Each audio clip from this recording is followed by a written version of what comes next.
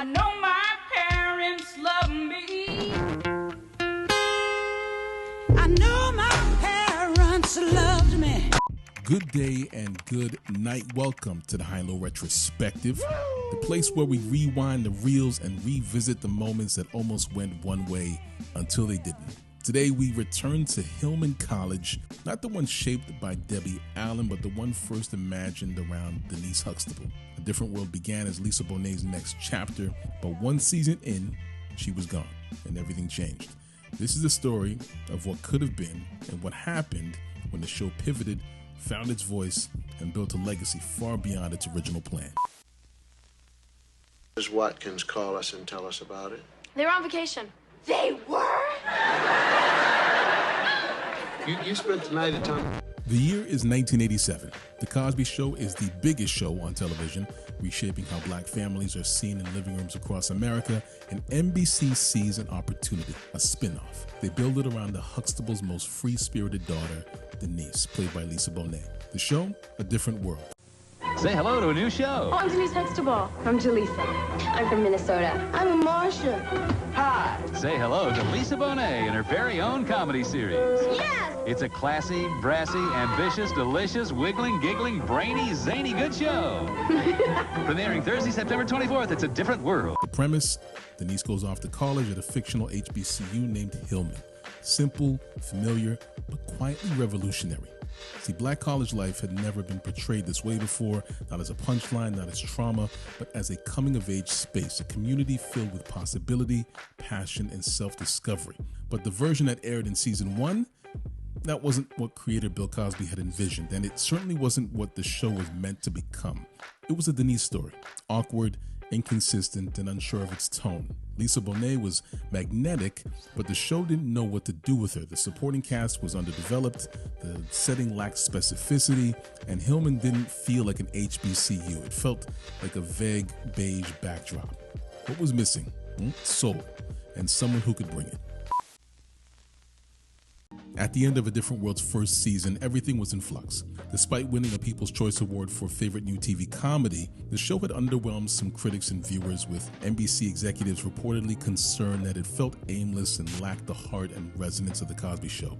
And at the center of that uncertainty was its lead, Lisa Bonet. By 1987, Lisa Bonet was a pop culture icon, magnetic, effortlessly cool, and representative of a more bohemian, alternative kind of black womanhood that hadn't often graced network TV.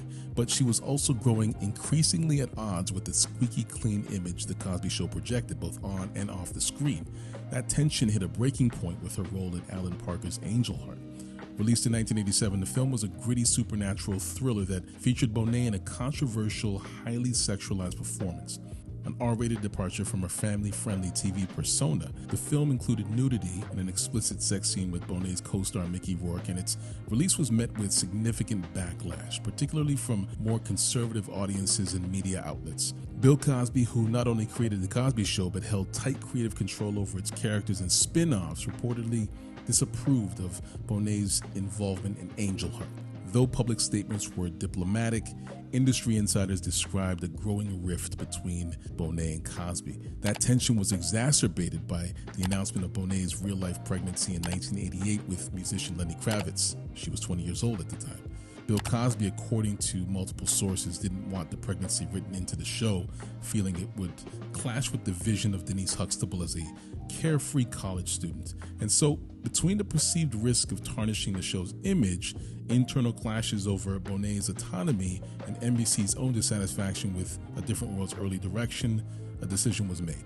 Lisa Bonet was quietly removed from the cast ahead of season 2. The public explanation was creative differences, a catch-all phrase that masked a deeper power struggle about representation, control, and who got to shape a black woman's narrative on screen. She would return briefly to The Cosby Show in later seasons, now as a young mother, but by then the damage to her trajectory within the Cosbyverse had been done. The Denise that once represented a new generation of black femininity, free-spirited, unsure, artistic, was sidelined in favor of a safer, more controllable ensemble. Lisa Bonet's departure could have been the end of A Different World. Spin-offs rarely survive the loss of their main character, especially not in the middle of reinvention, but in this case, her exit was a creative catalyst. NBC brought in Debbie Allen, who was not just an actress of film and television or award-winning dancer and choreographer, but a talented and visionary producer and cultural architect.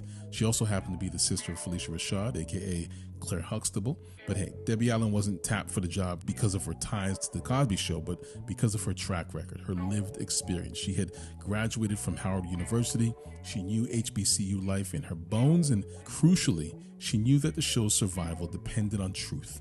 Not respectability politics, not sanitized blackness, but something real. With Lisa Bonet gone, Debbie Allen recentered the show, not on Denise, but on Hillman. Well, I think the first thing I had to deal with was a morale problem. I had a wonderful cast of actors who were pretty unhappy and not really feeling that they were collaborating and doing stories that they felt were topical enough or whatever. And then I had a bullpen of these very talented writers, and there seemed to be a separation going on between the producers and the writers and the cast, and they needed to somehow come together. So that was my biggest job, was to go in there and make it all come together, and that I think I certainly have accomplished. Step one, she brought in a new team of writers, many of them black, HBCU educated or deeply familiar with the culture. Step two, well, she shifted the focus away from the vague Denise-centered stories and built out the ensemble. Kadeem Hardison as Dwayne Wayne, Jasmine Guy as Whitley Gilbert, Daryl M. Bell as Ron Johnson, Cree Summer as Freddie Brooks, Charnel Brown as Kim Reese, Dawn Lewis as Jaleesa Vinson. Characters with texture, characters who felt like someone you knew or someone you wanted to be. Step three, wardrobe and music. Kente cloth, cross colors, jazz, gospel, New Jack Swing. This was no longer the Huxtable Annex.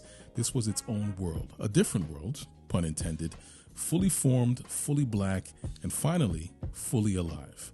Debbie Allen didn't just save the show, she redefined what black college life looked like on TV. She turned a sitcom into a cultural institution. She focused the show on the students, on the culture, and that shift gave A Different World its identity. Ratings climbed, critics took notice, the show became must-watch TV, and for many, a reason to consider college, especially HBCUs.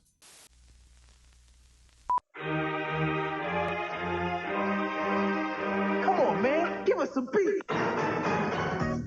Step out to a different world. It's something I want to say. You can watch us every day.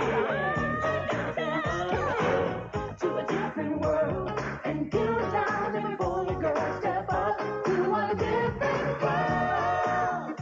Under Debbie Allen, A Different World became the blueprint. It tackled apartheid, AIDS, colorism, sexual assault, financial aid, academic pressure, and more, all without sacrificing humor or heart. It made HBCUs aspirational, it made smart cool, it made caring revolutionary. Black students saw themselves, non-black audiences saw a world they'd never encountered, applications to HBCUs rose, Hillman's sweatshirts became fashion statements, and suddenly the dorm room was a place for dialogue. This wasn't just good TV. This was black excellence behind the scenes, pushing forward a new visual language for what young black adulthood looked like. Looking back, Lisa Bonet's departure from A Different World wasn't just a casting change. It was a flashpoint.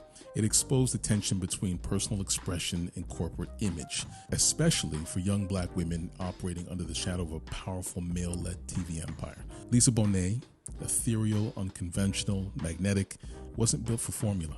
Her roles, her pregnancy, her presence, none fit the mold the network had in mind, and whether it was labeled creative differences or quiet dismissal, she was gone. Was she punished for stepping outside the box? Was the show better off without her? Depending on who you ask, both can be true. Her exit made way for Debbie Allen's transformational leadership. The show shifted from a vague spin-off into a vibrant HBCU world with cultural specificity and purpose. Hillman became a real place. But it's still worth asking, what if Lisa Bonet had stayed?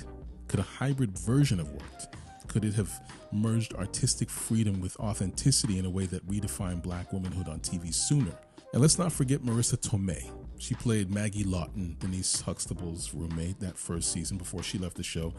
Perhaps Denise and Maggie go on to graduate from Hillman and we get a primetime TV drama spin-off centered around their lives as young college graduates turned professional women with their two best friends in New York City.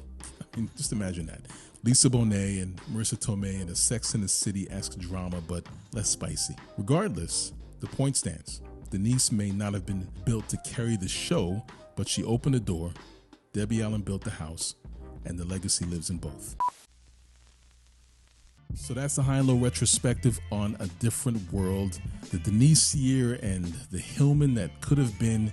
It started as a spinoff, it became a statement, and in the hands of Debbie Allen, it transformed into a series that still resonates decades later.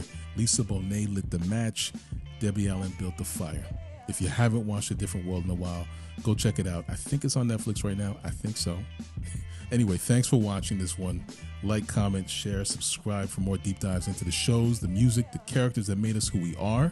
Until next time, stay critical, stay nostalgic, and stay true to the world you're trying to build. And remember, In the words of Mark Twain, better to be silent and just be a fool than to speak and prove it.